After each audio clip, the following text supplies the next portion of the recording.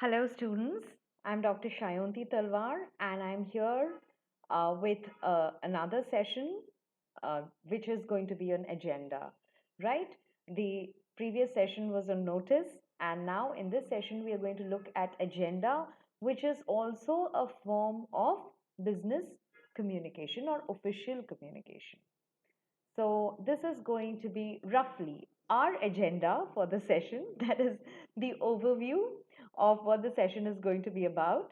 So, we're going to be looking at what is agenda, the reasons for writing an agenda, the format of an agenda, the kind of stock phrases and the language that is used to write agendas, and then certain do's and don'ts that we need to bear in mind while writing agendas and some sample agendas.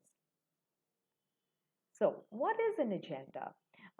Normally, agenda is a piece of communication or a correspondence, or it's not a yes, it is a correspondence which is related to a meeting. So, an agenda is that document which which is kind of which includes all the things, all the issues that are going to be discussed at a meeting. So it lists out all those items of importance which are going to be part of the meeting, so that any meeting does not get people don't digress in a meeting, and the meeting does not get hijacked by other issues. So ideally, an agenda should include the purpose of the meeting, that is why the meeting is being organized, and the sequence, the order in which these issues will be taken up in the meeting, right? Now, why is an agenda required? So, an agenda is required because uh, it is circulated before the actual meeting happens, right? So it, even if if it is circulated to a large number of members, suppose certain members do not feel that, uh, maybe this is not, my area of interest, or I'm not really required to attend this meeting. So it helps certain people to decide whether or not they should be attending uh, the concerned meeting.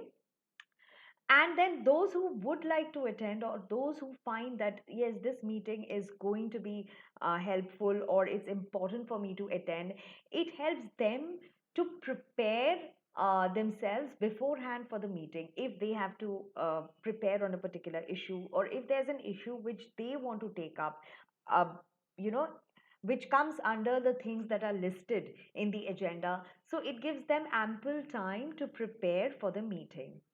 An agenda also lays out the structure of a meeting. So there's a timeline given, and since there's a timeline, people get an idea as to how much time they are required to keep aside for the meeting, right?